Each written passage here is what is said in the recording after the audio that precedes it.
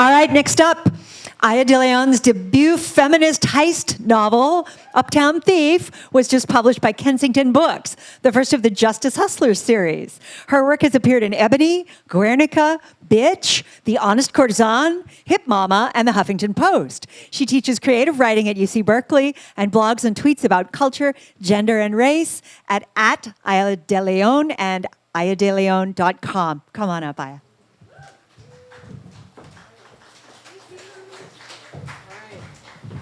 Yay, technology.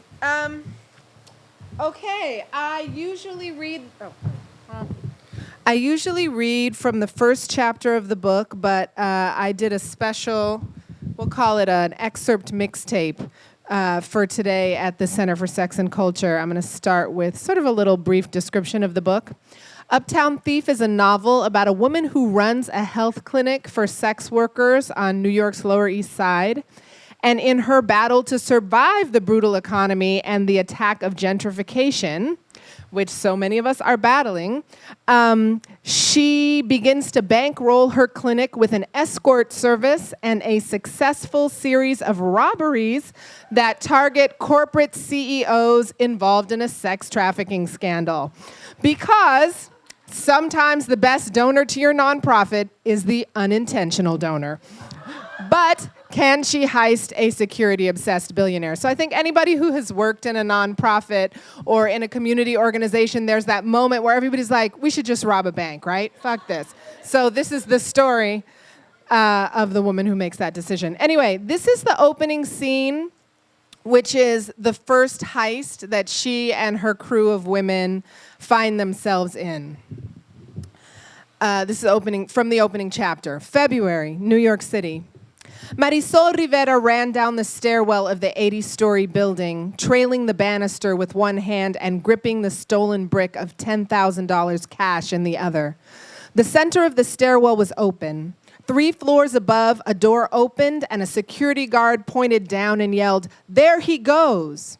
In her ski mask and bulky black jacket, she had been mistaken for a man, but at closer range, they would see her curves and understand their mistake. Her bare feet thudded down the stairs, pressing off against the concrete steps. She ran for the 57th floor. Taisha was holding an elevator car on the 57th. Numbers flashed by Marisol in the stairwell, 60th, 59th. She heard the boots of security guards thundering down above her head. Her calf muscles ached and air burned in and out of her lungs. Her heart beat even faster than the rapid fire of her feet against the steps. She had just started down the final flight when another squad of gray uniformed security guards rushed out of the stairwell on the floor below. Had they caught Taisha? Marisol clenched her body to a stop, one hand gripping the banister, and the accumulated forward motion sent her stumbling, almost falling down the stairs. She hurled herself back the way she had come and slammed against the push bar for the 58th floor. As she lunged into the hallway, she heard the chime of the elevator and the door began to open, maybe 10 yards ahead. More guards? Would she be cornered? She ran faster, hoping to what? Hit the opposite stairwell? Where could she go? Before she could decide, she saw that the figure stepping from the elevator wasn't a guard, but a brown-skinned woman in a green cocktail dress and platform sandals, Taisha. "Oh, gracias a Dios," Marisol breathed as she peeled off her jacket and ski mask. She balled them up and tossed them into the elevator as her long hair fell over her shoulders. Some of the strands stuck to her forehead and a few ends tangled in the lacy neckline of her red blouse. "Hit some buttons," she yelled to Taisha. "Send it up." Taisha stabbed the elevator door close button repeatedly. Marisol pulled her stiletto heels out of her oversized purse and shoved her feet into them.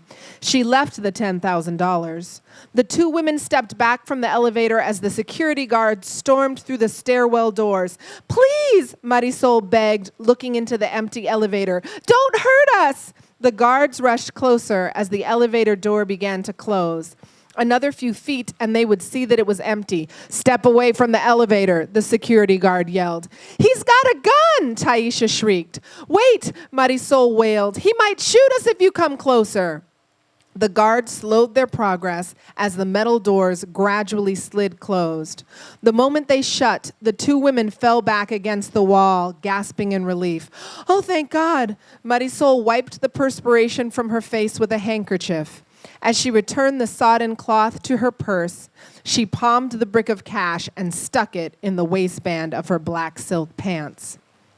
2 hours earlier, Marisol and Taisha had been working in the clinic office when Kim called. "Marisol, you'll never believe it," Kim said, her voice thick with tears. "We're here at the corporate party, but I'm hiding under the CEO's desk. He's a goddamn sex trafficker." "He's what?" Outrage swelled in Marisol's chest. It took a few minutes to get the story out. Kim and her girlfriend Jody were escorting two clients to the after party of an awards event where the host had been honored for humanitarian efforts in Mexico.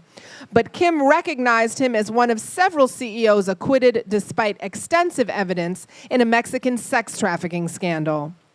Kim had followed the CEO and slipped into his office where he had locked up the award. After he left, she had tried unsuccessfully to crack the safe. She was sobbing. "I can't breathe. I think I'm having a panic attack. I can't go back to the party and pretend everything's okay. But what was I thinking? I don't know how to open a safe." But Marisol knew how. An hour later, she and Taisha snuck into the party and Kim let her into the CEO's office. Marisol had smoothed Kim's glossy hair from her face and coached her breathing back to normal. Kim was Korean and in her mid-20s. Marisol had met her when she was a topless waitress in a seedy club. She worked 8 hours, gave the occasional blowjob, and didn't have health insurance. Now she worked one night a week and had a 401k. "I'm sorry," Kim said. "I know these software guys pay a lot of money. I should have just rolled with it." "No," Marisol said, drying the girl's eyes. "When you're working and anything goes wrong, you call me. Always." Kim nodded and blew her nose. "Go back to your date and act like nothing happened," Marisol told Kim. "I'll take care of this." Marisol had stolen the award and $10,000. She had almost reached the stairwell when someone yelled for her to stop. On the landing of the 72nd floor, she'd pulled the ski mask over her face and sprinted down the stairs.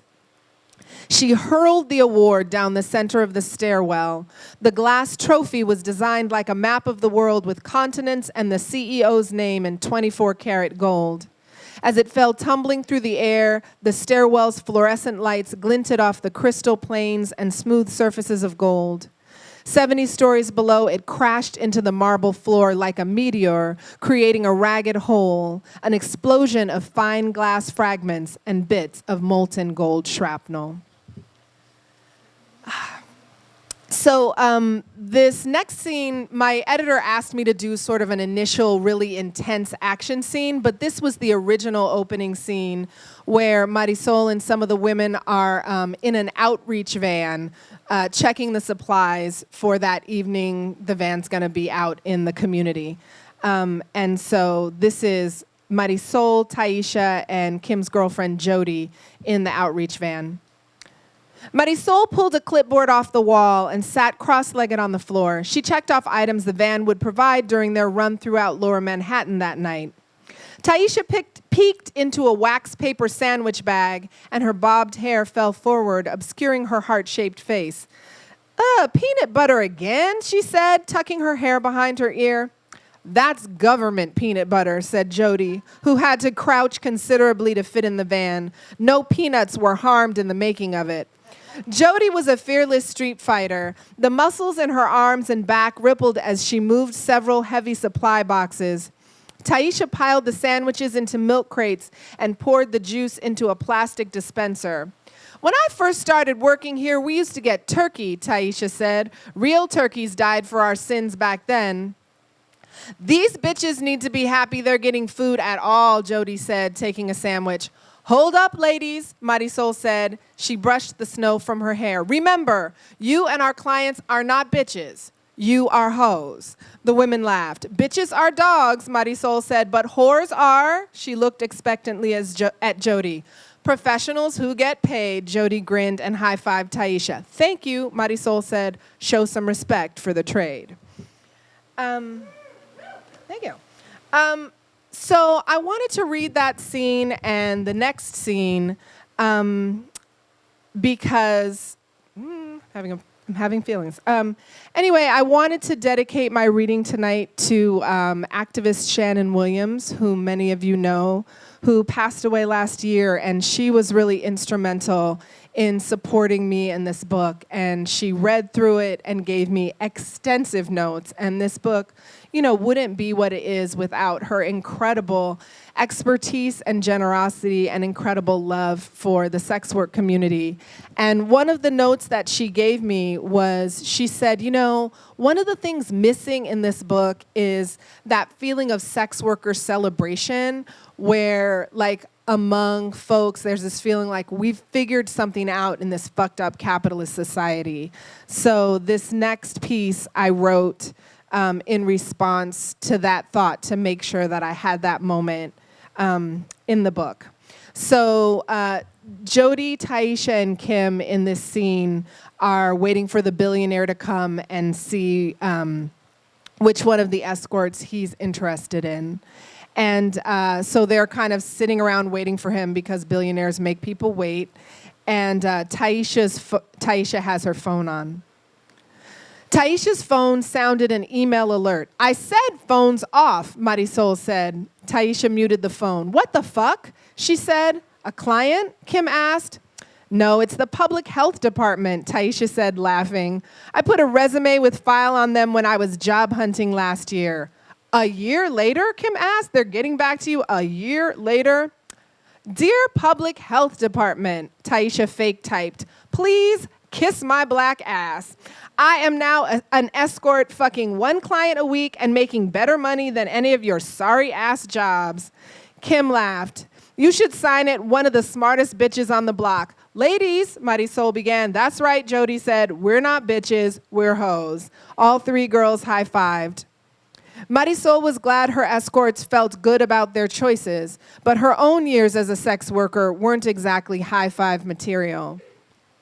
One of the things that I really show in the book is a real spectrum of women's relationship to sex work, from stories of trafficking and pimping to survival sex work, and women who've really figured out how to get support and set things up as escorts so that they feel really good about their choices. So Marisol is clearly ready to defend this clinic with her life, and so I want to close with a scene that really shows the clinic. Marisol walked through the clinic lobby. More than a dozen young women, mostly Black and Latina, lounged around on couches. On the walls behind them, images of attractive, confident young women from their demographic encouraged them to use condoms every time, watch your drink, recognize the signs of an abusive relationship. In the background, a bass line thumped from the speakers of a widescreen TV playing rap videos. In an armchair, one young woman nodded her head to the beat while gluing in a weave for a girl who sat between her knees. The game table held 4 domino players and a second circle of observers talking trash. Behind the reception desk was a framed movie poster for Live Nude Girls Unite, featuring 3 comic books hero-styled women half naked with a strippers union picket sign and a fist in the air. A young woman in a bright pink halter top slammed her final domino down on the table. "Kapiku, motherfuckers!" She crowed as the watchers erupted in a loud wail that rang through the lobby. The other players grudgingly tossed in their leftover tiles, and the winner counted the points. "Hold up," Marisol said. "Aren't you all late for entrepreneurship training?" "Oh, shit," one of the girls said, checking the time on her phone. They all grabbed purses and coats and rushed for the stairs. So I just want to thank you all, and I want to say the last time I saw Shannon Williams was at an event here, and I'm just so grateful to her, and really just sending big love to the Center for Sex and Culture. Let this be just the latest in the battle that we win to fight gentrification and maintain our organizations and that root us here in the Bay Area. Thank you.